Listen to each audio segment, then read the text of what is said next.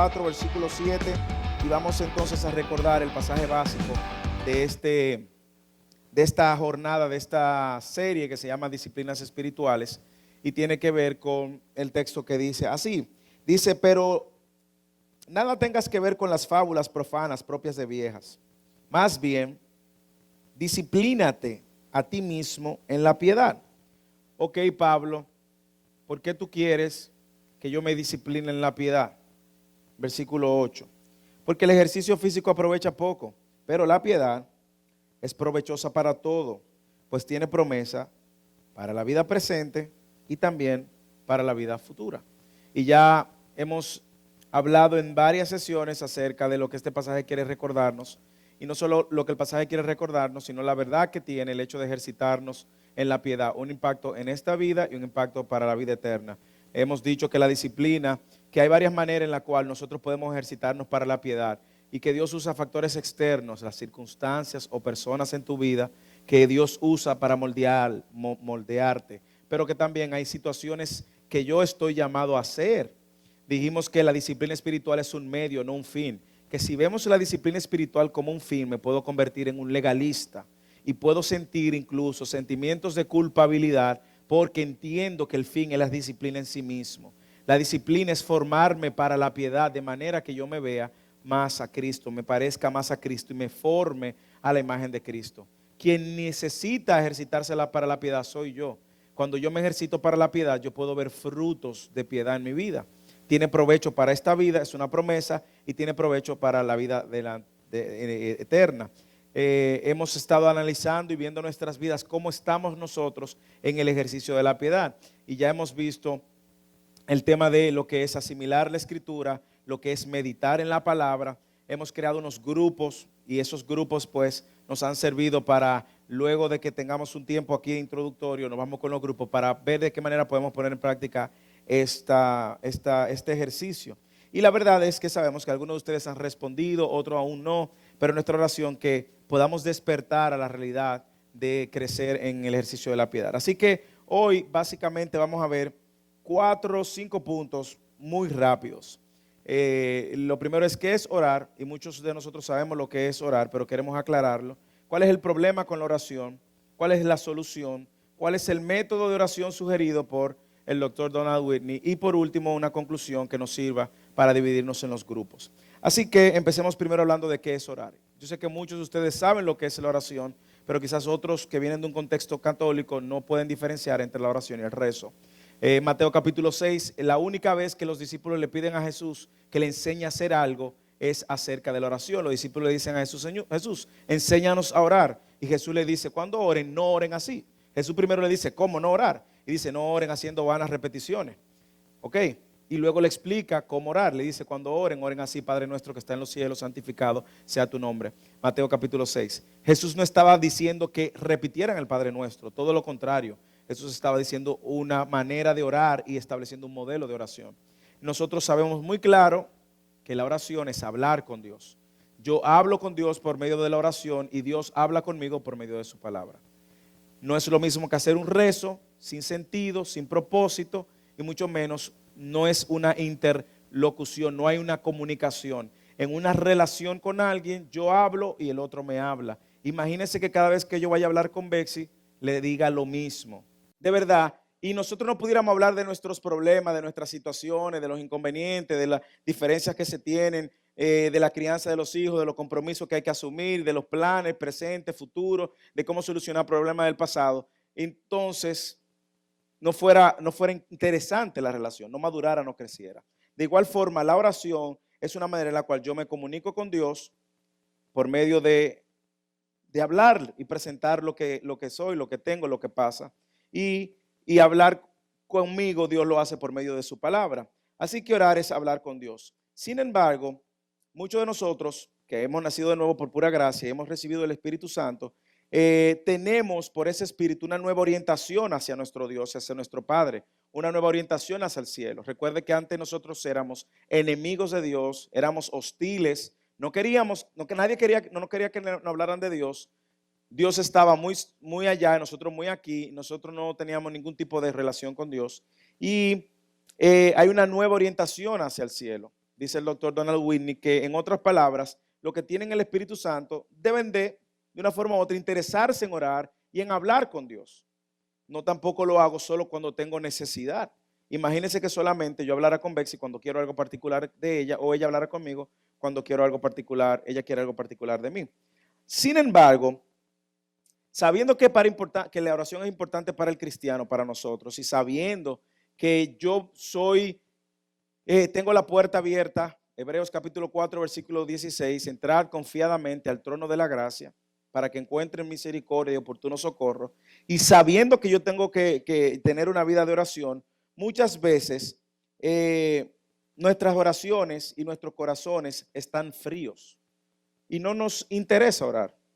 De hecho, muchas veces nos levantamos, arranca el día y muchos de nosotros no oramos. ¿Ustedes creen que son los únicos? No. Nuestra mente no puede permanecer centrada en la oración. A veces cuando oramos se nos va la mente y pensamos en todo y terminamos haciendo otra cosa. Y en otros casos la oración se convierte en algo aburrido. Cuando empiezo a orar, sencillamente me entra un bostezo, un cansancio, un sueño, y orar no forma parte de la ecuación. Por lo tanto, muchos entonces concluimos y decimos, no, lo que pasa es que yo soy un cristiano de segunda categoría. Cuidado si es que yo no soy cristiano, a mí no me interesa orar, yo no siento orar, no me nace orar, me aburre orar. Y eso nos lleva al problema. Entonces, ¿cuál es el problema? Si Dios nos invita constantemente a orar, si Dios nos motiva a la oración, 1 de Tesalonicenses capítulo 5, dice orar sin cesar.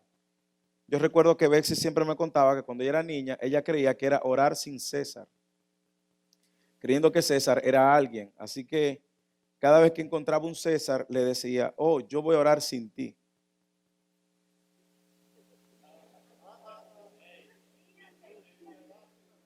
Así que Bexy entendió después que orar sin cesar era un mandato, no orar sin una persona que se llamaba César. Entonces, ¿cuál es nuestro problema?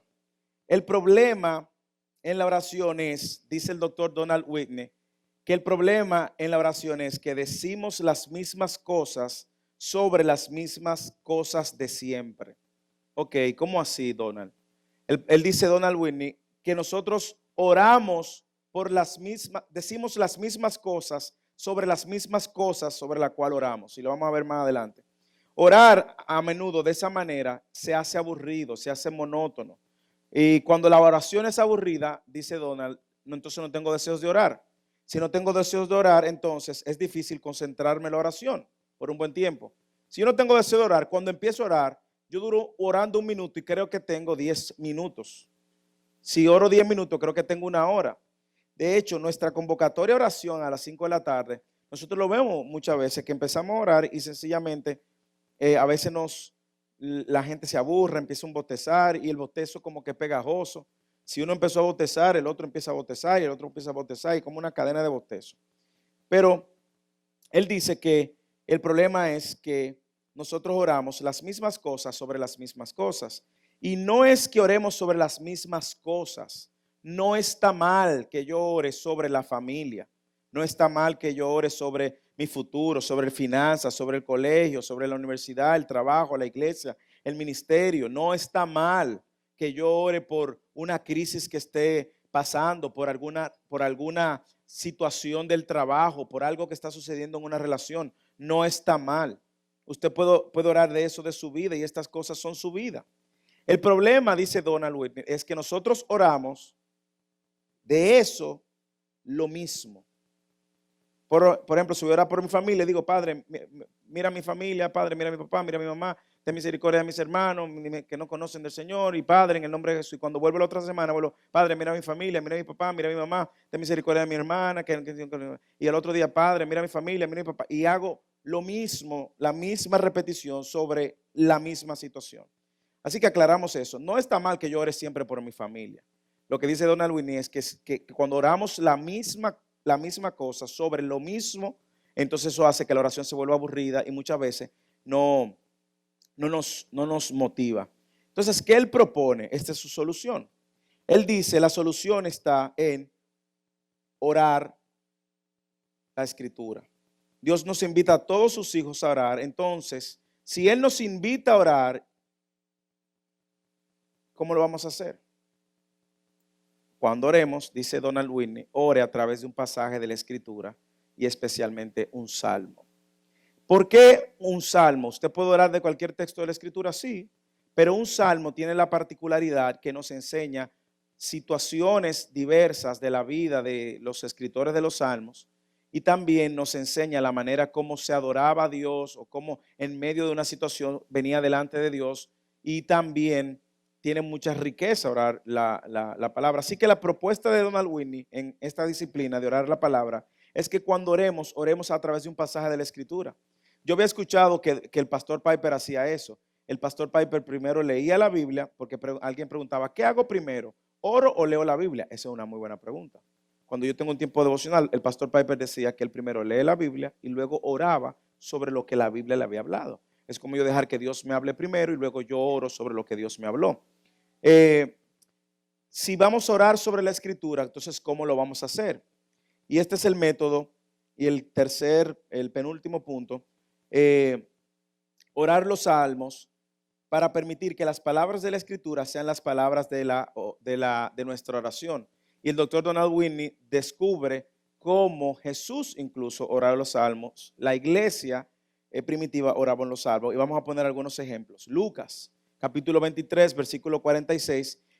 Cuando Jesús está clamando en la cruz, dice Jesús clamando a gran voz, dijo, Padre, en tus manos encomiendo mi espíritu. Y habiendo dicho eso, expiró. Ese es un pasaje literal del Salmo 31, versículo 5, que él dice, en tu mano encomiendo mi espíritu. Y vemos a Jesús citando un salmo.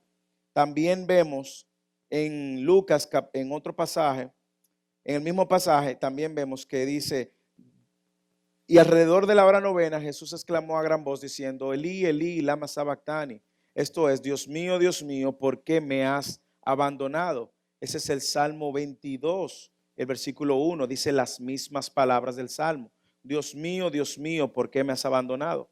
De hecho, hay algunos que sostienen que cuando Jesús dice esa exclamación, Jesús no estaba en una expresión de abandono necesariamente, sino que Jesús estaba citando un salmo que posteriormente habla de la esperanza. El Salmo 22, cuando usted lo lee, habla de una esperanza depositada en aquel que lo iba a salvar. Entonces, mire cómo Jesús también cita un salmo en medio de una situación muy difícil, ora un salmo. La iglesia lo hacía, Hechos capítulo 4, versículo 23, 26, 23 en adelante, el 24 dice, al oír ellos esto, unánimes, alzaron la voz a Dios y dijeron, oh Señor, tú eres el que hiciste el cielo y la tierra, el mar y todo lo que en ellos hay. Y el que por el Espíritu Santo, por boca de nuestro padre David, tu siervo, dijiste, ¿por qué se enfurecieron los gentiles y los pueblos tramaron cosas vanas? Se presentaron los reyes de la tierra y los gobernantes se juntaron a una contra el Señor y contra su Cristo. Ellos están haciendo una oración, la iglesia, y esto corresponde al Salmo capítulo 2, los versículos 1 y 2. Mírelo literalmente. ¿Por qué se sublevan las naciones y los pueblos traman cosas vanas? Se levantan los reyes de la tierra y los gobernantes traman unidos contra el Señor y contra su ungido. Entonces, una de las razones por la cual el doctor Donald Whitney propone los salmos es porque vemos ejemplos de Jesús, de la iglesia, orando los salmos. ¿Ok? Ahora, ¿cómo el doctor Donald Whitney propone que oremos los salmos? La Biblia tiene 150 salmos y él dice, si tú divides 150 en 30 días, te va a dar cerca de 5 salmos por día. Y él dice, si estamos en el día 13, tú lees el Salmo 13, le sumas 30, el segundo salmo que te leerías orarías sería el Salmo 43. Luego imagínate que a mediodía vuelves y ora otro salmo y agarra y le suma 30, 43, tiene el Salmo 73 y vuelve y ora sobre el Salmo 73 y luego entonces al Salmo 73 le suma 30 más y te va a dar 103.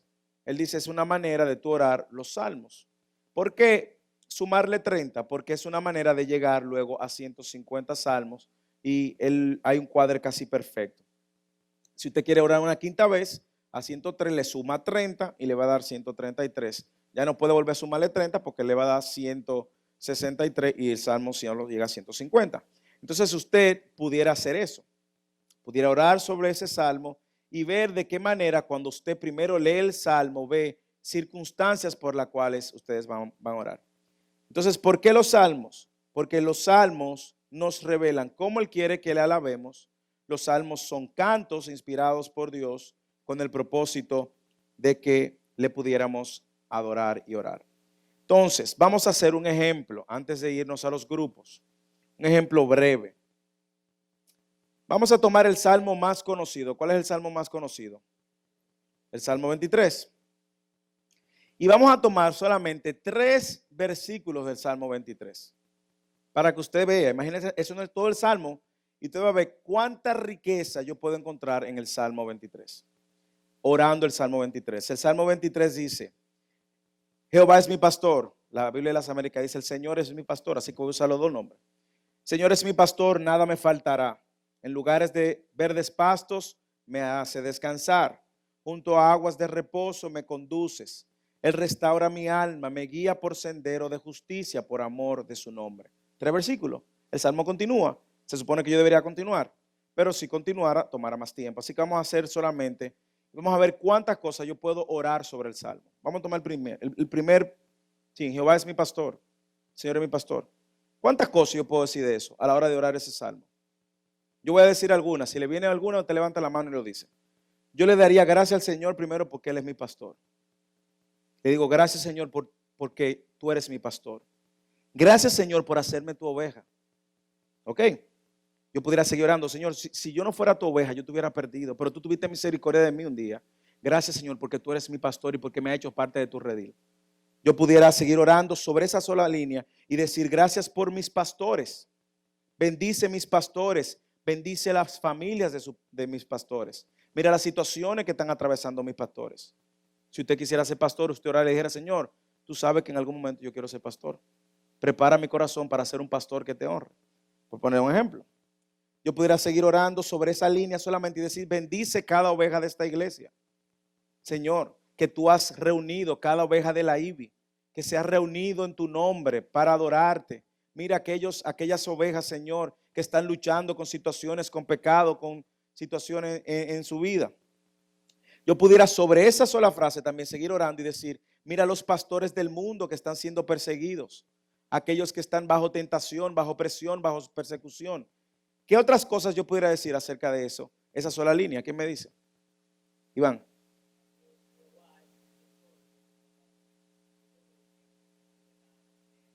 Él está diciendo Jehová, solamente el nombre de Jehová implica muchas cosas. Gracias Señor por tu nombre, porque es un nombre sobre todo nombre, porque tú eres soberano, tú eres grande, tú eres magnífico, no hay nadie como tú. ¿Qué más? Eric. Gracias porque tú me guías, nos protejas, nos defiendes como las ovejas. ¿Qué más? Gracias Señor porque tú eres el buen pastor y diste tu vida por mí, por tus ovejas, y tú das tu vida por las ovejas. ¿Qué más? Todo eso yo lo estoy orando sobre la primera línea de Jehová, mi pastor. Y yo no sé si tú ves cuánta riqueza y cuánta diversidad solamente en esa línea cuando nosotros oramos la palabra. Mire la segunda, nada me faltará. Jehová, mi pastor, ya lo vimos, nada me faltará. Mire cuántas cosas yo pudiera sacar de ahí. Gracias, Señor, por tu fidelidad. Tu palabra dice que tú permaneces fiel aún cuando yo soy infiel. Gracias, Señor, por tu provisión, por lo que tú me has dado. Usted puede conectar a otros pasajes. Gracias, Señor, porque tú nos retienes las bendiciones de tus hijos. Gracias, Señor, porque tú miras mis necesidades. Tú no estás indiferente a mis necesidades. Gracias, Señor, porque a pesar de que yo no lo tengo todo, yo sé que no me falta nada. Gracias, Señor, por mira el necesitado. Ten misericordia del necesitado. Y si usted piensa en alguien que quizás está librando alguna necesidad, mira a fulano que está orando para que tú le proveas para su viaje. Provéele, Señor. Tú prometes, él es hijo o hija tuya, tú prometes que no le va a faltar. Y ahora yo empiezo a orar y a interceder por otros. Señor, Padre, ayúdame a contentarme en cualquiera que sea mi situación. Ahora mismo yo no tengo, pero ayúdame a contentarme cuando tenga mucho, cuando tenga poco. Cuando me falte a los ojos físicos humanos, ayúdame a contentarme. Haz que mi corazón sea sensible a la necesidad del prójimo. Mira aquellos que le falta, Ayúdame a compartir de lo que yo tengo, a ser sensible con el otro. Y yo estoy orando todo eso sobre otra línea. ¿Qué otra cosa yo pudiera decir de esa sola línea? Bet.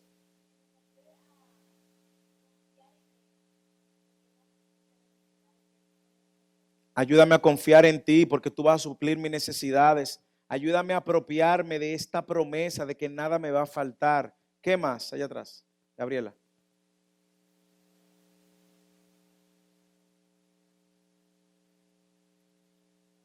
Gracias, Señor, porque tú, aún yo siendo pecador, tú no te olvidas de tus hijos y tú me provees el pan todos los días. Tú no te olvidas de mí. Josías.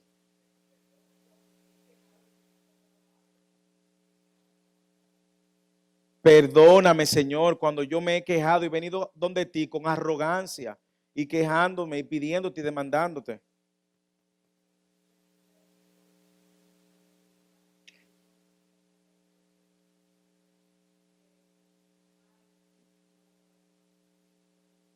Gracias, Señor, porque a pesar de proveerme materialmente, tú me has dado la mayor provisión, que es la provisión espiritual.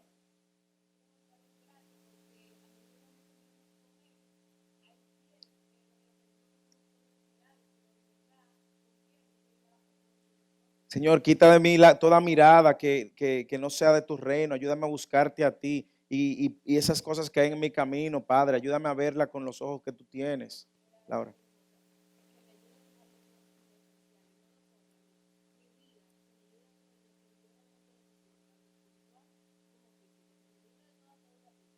Ayúdame a fijar la mirada en lo que yo necesito, en lo que realmente es importante para mí. Usted no se ha puesto a ver cuántas cosas nosotros le pedimos al Señor que no necesitamos. Ayúdame a pedir conforme a tu voluntad, Daniel.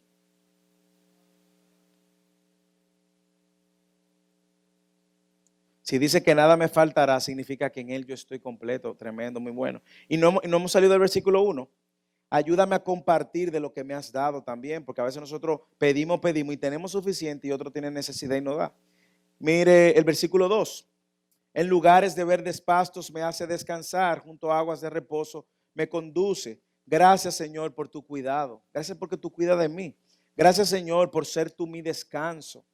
Gracias, Señor, porque tú dices, venir a mí todos los que están trabajados y cargados, y yo os haré descansar. Gracias, Señor, porque tú me prometes descanso. Te presento esta carga, te presento esta preocupación, te presento este afán en mi vida. Gracias, Jesús, porque tú eres mi reposo. Y salen una y otras palabras. Versículo 3, Él restaurará mi alma, me guía por senderos de justicia, por amor a su nombre. Gracias porque tú has restaurado mi alma. Oh, restaura mi alma, Jesús. Yo necesito que tú restaures mi alma. Tu palabra me dice que tú restauras el alma de tus hijos y yo me apropio de esa promesa. Guíame a tu verdad. Mira cómo dice, me guía por sendero de justicia. Guíame a tu verdad. Ayúdame a ser justo en una situación particular, en esta situación que estoy librando. Ayúdame a poner en práctica y en alto tu justicia. Gracias por ser mi guía. Gracias por el Espíritu Santo que es mi guía. Y si nosotros nos damos cuenta y nosotros pudiéramos pasar minutos y se nos van los minutos solamente orando, y eso que solamente estamos orando por nosotros. Imagínense que ahora esas mismas cosas yo la complemento y empiezo a pedirla por otro, por mis familiares, por mis amigos, por mis padres, por una situación en el trabajo. Cuando uno viene a ver, ha pasado un rico tiempo orando la palabra. Así que en conclusión, ¿cuál es la conclusión? Jesús oraba los salmos, la iglesia primitiva oraba los salmos, los grandes cristianos también oraban los salmos. La pregunta es, ¿por qué no oramos los salmos? Así que lo que vamos a hacer en esta noche es hacer un ejercicio en nuestros grupos pequeños de apartarnos con algunos salmos, los salmos que corresponden al día de hoy, y tener un ejercicio con los líderes de nuestro grupo. Pero la disciplina espiritual que estamos llamados a poner en práctica, y si usted, al igual que yo, se ha encontrado a veces que la oración era monótona y que pedía las mismas cosas por las mismas cosas, entonces intentemos orar la palabra. Hay un doble efecto, hay muchísimos beneficios. Cuando yo oro la palabra, no solamente me estoy aprendiendo la palabra, puedo en algún momento referenciar esa palabra para una situación particular, sino que también me estoy aprendiendo la palabra, pero estoy orando sobre la palabra, sabiendo siempre que toda oración está sujeta a la voluntad de Dios. pero creo que es una manera muy rica, siempre orando. ¿De qué manera? Esa oración tiene un impacto sobre mi relación con Dios primero, luego sobre mi vida y luego sobre los prójimos. Si yo tengo eso, miro vertical y horizontalmente la manera en que oro, voy a pasar un tiempo serio de oración. Usted dirá, yo no tengo tiempo para orar. Usted puede poner el salmo, leerlo mientras usted va a la universidad o mientras va al trabajo, en su tiempo de comida, cuando está en el baño, en cualquier momento. No hay excusas para hacer de la oración una disciplina espiritual. Al final, eso va a ir afectando mi interior positivamente y va a ir formando en mí el carácter de Cristo. Así que vamos a orar.